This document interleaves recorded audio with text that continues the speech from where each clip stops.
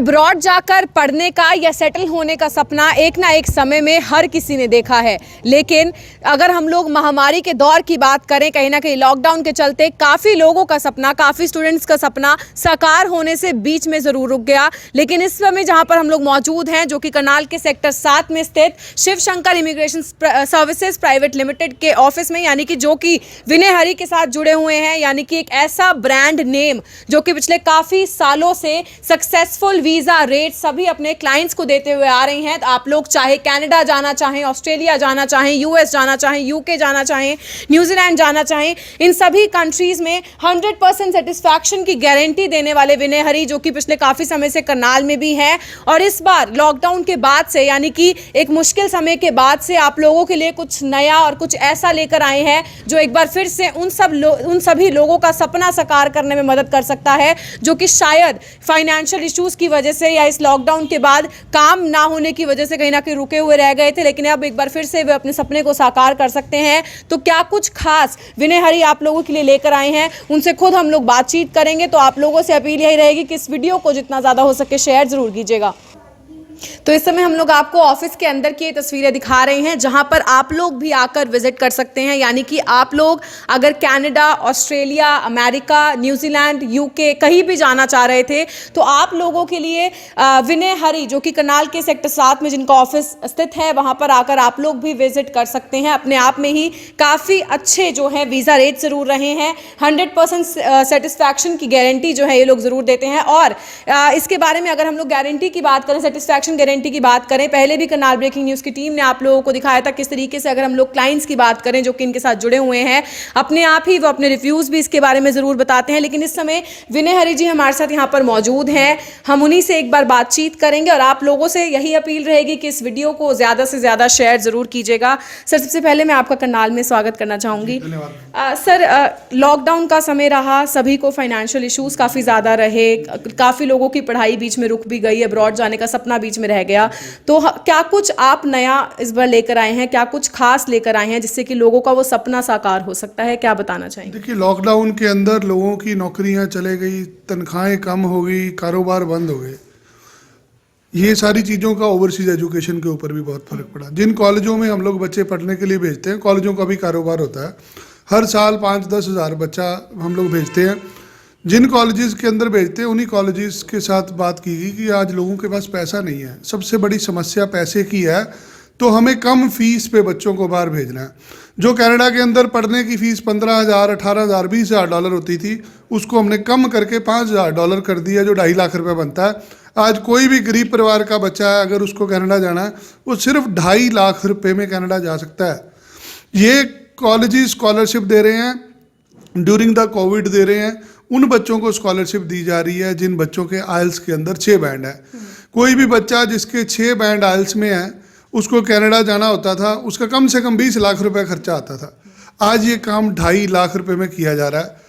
और प्रॉब्लम दूसरी क्या आ रही है, बच्चा विदेश जाने के लिए कॉलेज में दाखिला ले लेता है, कॉलेज उसको ऑफर लेटर दे देता है, उसके बाद बच्चे को एक मोटी रकम 15 से 20 लाख रुपए की कनाडा भेजनी पड़ती है। उसके बाद वीज़ा प्रोसेस होता है। अब वीज़ा आने में 6 महीने लगे, 8 महीने लगे, साल लगे, वो पैसा तो आपका फंस गया। हमने ऐसी स्कीम निकाली है कि लोगों को ये पैसे वीज़ा लगने के बाद देने हैं। आज अगर आप कोरोना में अप्लाई करते हैं, आपका वीज़ा 2, 4, 6 महीने नहीं आता, आपका कोई नुकसान नहीं है। आपको ये 2.5 लाख रुपए की रकम, जो कि 5,000 डॉलर है, कनेडियन डॉलर, ये वीज़ा लगने के बाद पे करने हैं और कनाडा में कॉलेज को देने हैं। सारे प्रोसेस के अंदर आपको पहले पैसे नहीं देने।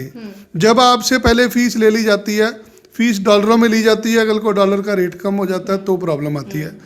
आपसे सिर्फ 5,000 डॉलर फीस ली जा रही है, जो 1 साल की पढ़ाई की फ़ीस है। किसी ने 12वीं की है, उसकी भी 5,000 फीस है, किसी ने बैचलर डिग्री करी है, उसकी भी 5,000 फीस है। 5,000 डॉलर जो कि 2.5 लाख रुपए बनता है, और ये पैसे वीज़ा लगने के बाद लिए जाएंगे। सिर्फ इसकी रिक्वायरमेंट 6 बैंड है।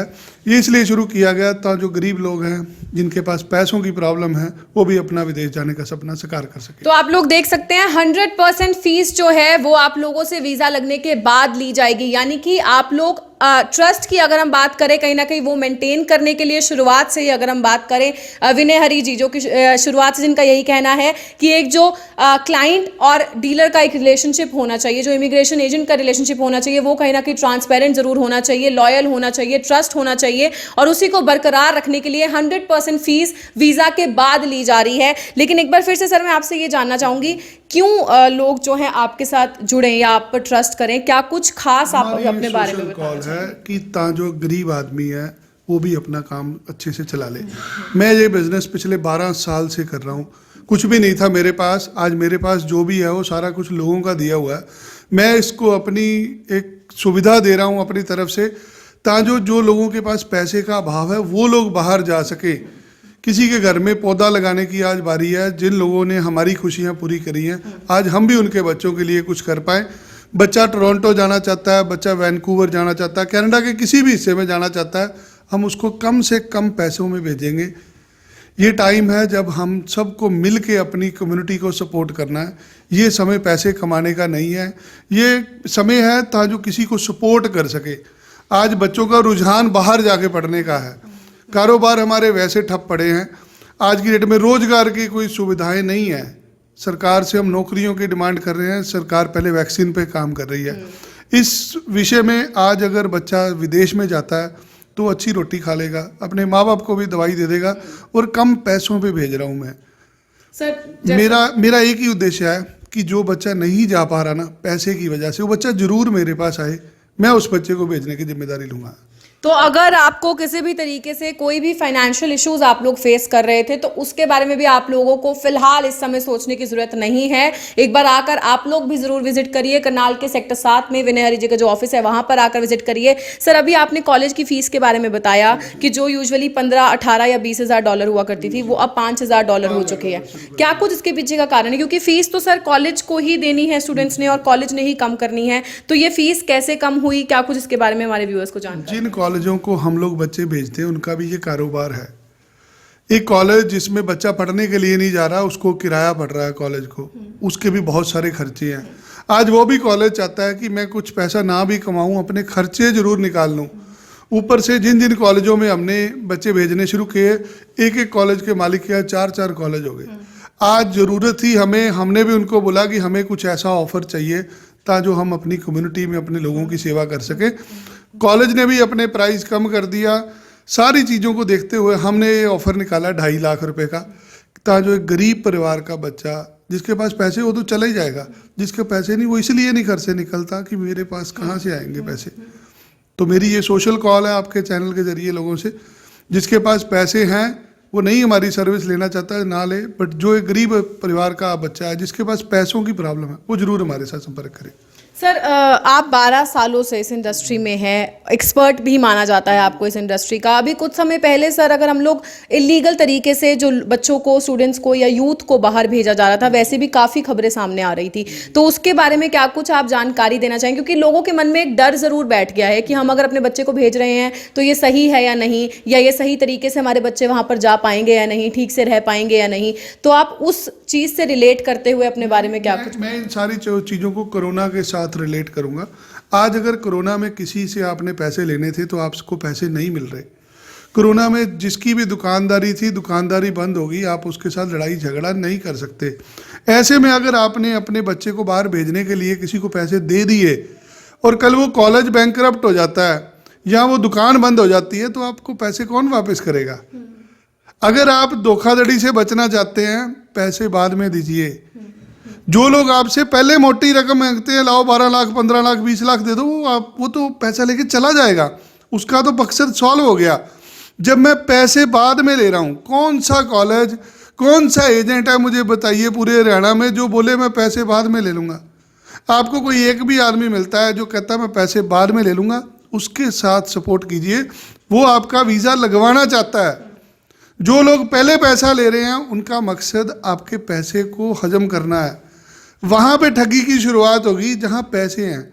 जब मैंने पैसे नहीं लिए तो किस चीज़ की ठगी हुई मैडम? बाकी समझदार लोग हैं जी, आप भी अपना तरफ से लोगों को समझाइए, और मेरा फ़र्ज़ था कि मैं अपनी बात को रखूं। बाकी लोग हमारे पास आएंगे, हमारी सर्विसेज है, हमने 5 लाख में शुरू किया था जनवरी में, हमने 150 से 200 बच्चों को भेजा जो 5 लाख रुपए में गए। सडनली कोरोना आ गया, दुकानें सबकी बंद हो गई। आज दोबारा से इस चीज़ को शुरू किया ताकि 2.5 लाख रुपए में बच्चा चला जाए। तो ये आपने देखा, एजुकेशन कंसल्टेंट विनय हरी जी हमारे साथ यहाँ पर मौजूद थे और काफ़ी ज़रूरी बातें जो हैं उन्होंने अभी हमसे बताई, जो कि हमारे व्यूअर्स के लिए काफ़ी ज़्यादा ज़रूरी है, जो चाह रहे थे अपने बच्चों को या कोई ऐसे स्टूडेंट्स जो कि चाह रहे थे अब्रॉड जाकर पढ़ने का, आगे चलकर सेटल होने का, तो कहीं ना कहीं उनके लिए सभी जो जानकारी है वो काफ़ी ज़्यादा ज़रूरी है। और इसीलिए हमारी आप लोगों से अपील है कि इस वीडियो को जितना ज़्यादा हो सके सभी अपने फेसबुक व्हाट्सएप ग्रुप्स में शेयर कीजिएगा, क्योंकि कहीं ना कहीं जिस तरीके से कोरोना की वैक्सीन आ रही है तो लोगों की उम्मीदें एक बार फिर से जाग रही हैं, लोग एक बार फिर से वो सपने देख रहे हैं कि वे अब्रॉड जाकर पढ़ पाएंगे या सेटल हो पाएंगे। तो उनके सपने पूरे करने के बीच में अगर कहीं ना कहीं फाइनेंशियल इश्यूज एक मुद्दा बन रहा है तो वो यहां पर आकर विजिट कर सकते हैं। करनाल के सेक्टर 7 में स्थित विनय हरी का जो ऑफिस है वहां पर आकर विजिट कर सकते हैं, कंसल्ट कर सकते हैं और जो भी उनके आगे के प्लान्स हैं कहीं ना कहीं उसे आगे बढ़ा सकते हैं। तो एक बार फिर से हमारी आप लोगों से अपील यही रहेगी कि इस वीडियो को जितना ज्यादा हो सके शेयर जरूर कीजिएगा। Urvashi Chawla, Karnal breaking news, Karnal.